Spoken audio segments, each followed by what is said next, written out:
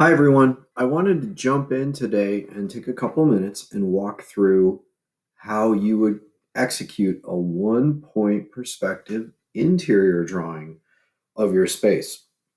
And so I did a quick sketch of this space. Now, I think one or two of you have sent this in to me already. And just to be clear, um, those were fantastic.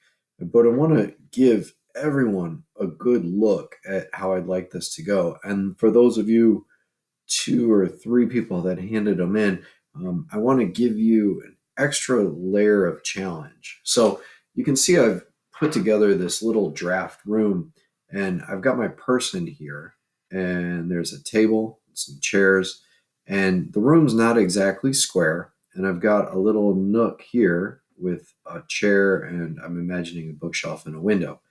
Now, what I need to do is I need to draw from this person's point of view. So, just like when we add value to any drawing and we have to imagine a light source, and very much in the spirit of the video I posted earlier, we have to imagine what this person is seeing.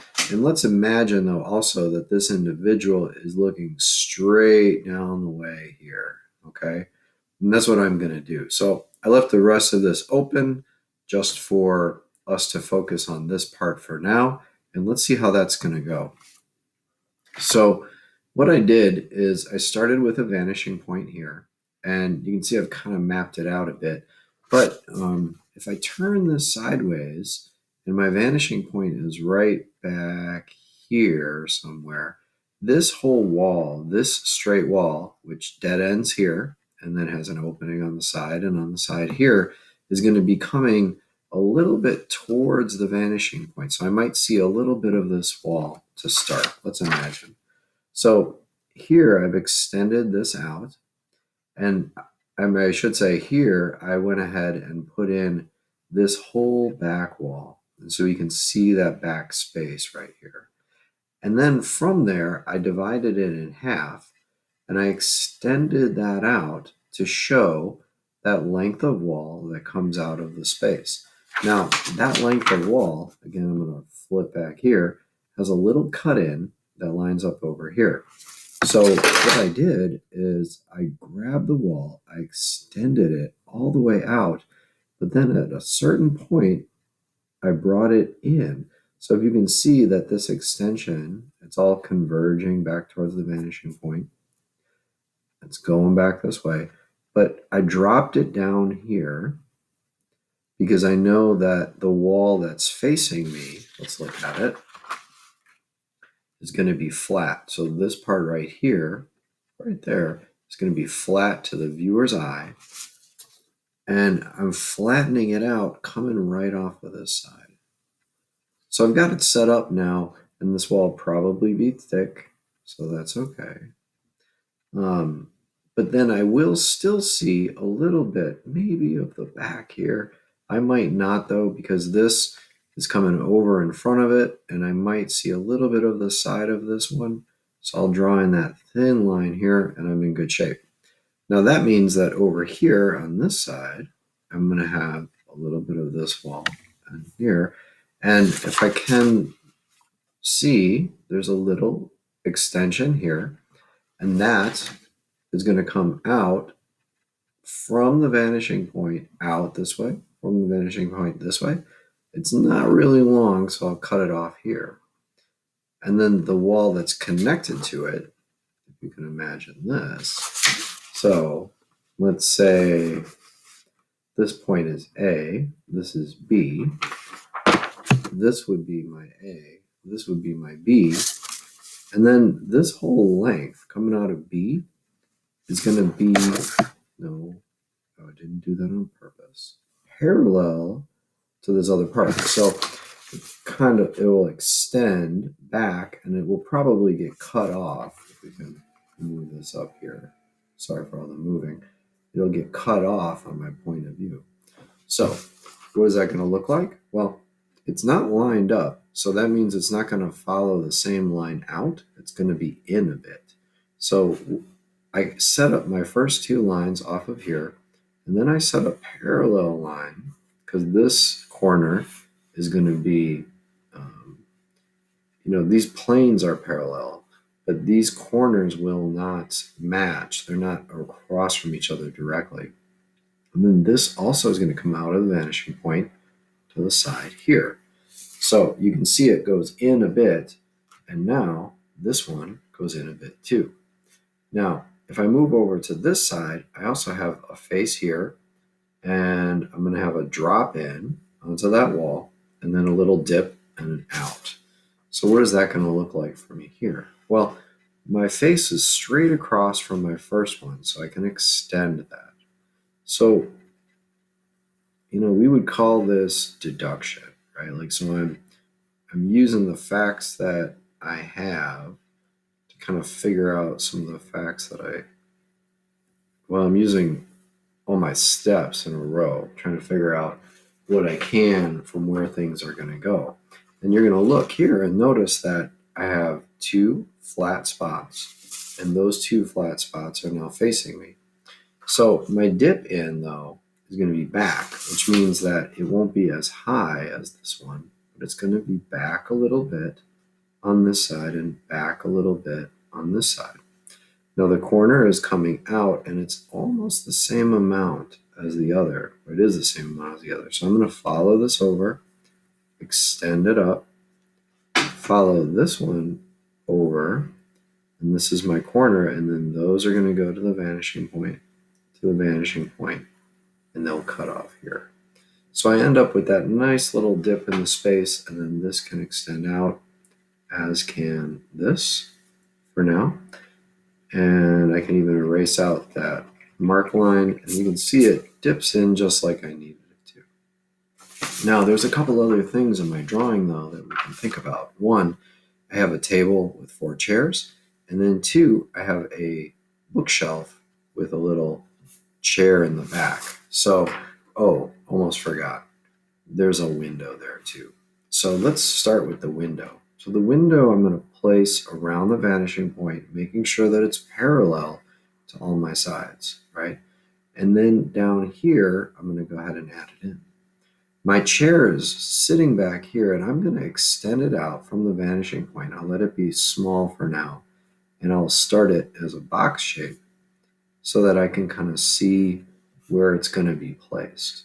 Now, I can come back later and edit this down so that it does have a couple more chair-like qualities. Kind of bring it over and down. See, it's starting to sit in there. I also said that I have a bookshelf back here, which I think would be great, a little bookshelf by a window, but it's going to be in front of the wall, which will mean that it'll be lower than where the back is. So if I drop that first line down, I can go ahead and draw in the rest of my shelves, and I'm really on my way. Now, the last part is the table, and the table sits, if we'll notice, a little bit in front of the opening. My vanishing point, we imagined it to be over here somewhere. So my viewer is looking over the table a little bit on that side, and we've got the 2 chairs. So what is that going to look like? Well, I went ahead and I made my first point here, and I kept it parallel with everything else, parallel horizontal with everything else that's going back here. And then I used my vanishing point and the end of the line, because remember, a corner or an end of a line can connect to a vanishing point to help us line things up, to extend out my shapes, and then I can cut them off. Now you can see already that I've sketched in some chairs here, and if I wanted to go ahead and put them in, I'll build them out a bit and give myself a back, and I can let this part come forward to the vanishing point, cut that part off, bring this down a bit, and I'm really on my way. I'll notice that my table needs a little thickness there, and eventually it's going to need some legs. Now I can also use these corners to not only show the thickness of my chair here, but I can also use them to make another chair that's directly across from this one. And then if it's lined up on these converging lines, it'll be perfectly set up so that they're right across from each other. They're all going to the vanishing point, and they consistently will let my viewer think about and see, what it is that I am seeing from the inside space. So, here's what I'm going to suggest for you guys for Thursday and Friday. I'd like you to find your floor plan. And here's this floor plan. And if you can, I want you to imagine somewhere inside of the space a person, and I want you to make that mark. Then I want you to imagine where the person is looking and then put the vanishing point out here. Okay? So if you already did this drawing, I'd like you to do this part to show me where it is in your plan that we are seeing. And you can take a picture of that so I can label this VP. There's my person, there's my vanishing point. We can kind of imagine that all of this is going to be included. Because then when I look at it, I can see that you have translated that point of view into a drawing.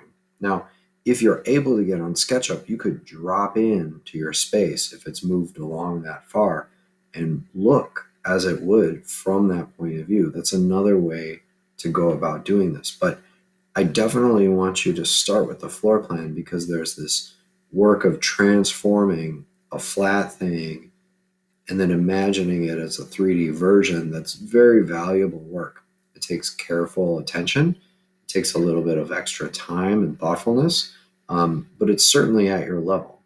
Then, once you've got a good picture of this, I want you to work out the drawing and start to show me in your sketch what it's going to look like. Now, mine does not have value added. You do not have to add value at this point. But if you're on a roll and you realize, well, my window's over here, there's a little corner area here that maybe was going to be I don't know, let's say it's going to be a fireplace, right? That's fine. And you want to go ahead and add some value, you can. You can show me where the parts that are deeper are, where the parts that are lighter. You can show me what the shadow underneath the table would be. However you want to do it is fine. But at the very least, the thing that I care about the most is that you can show me your ability to translate a flat drawing into this kind of one-point perspective space drawing inside. All right, so I'm going to go ahead and post this video and post this assignment. I hope that makes sense. But of course, if it doesn't, please reach out and let me know. You guys have been absolutely amazing. I couldn't appreciate all your good work so far. And given that it's, a very different way for us to go about our learning, you're doing a fantastic job. And I only want to encourage you to continue to do the work and be consistent. Take the time that you need to do well and work in a way that gives you a challenge but doesn't overwhelm you. So have a good expectation about what you'd like to accomplish, but also don't work in a way where you're bored, because then you'll start to work fast or become disengaged and it won't be as meaningful. So if you can find that good balance of, even in this case, placing your person in a spot that is going to give you an interesting point of view to think about, is going to engage you a lot more than if you did something that would be a little boring and perhaps even too easy for you. So that's all for now, but I'm looking forward to seeing what you send me on Friday.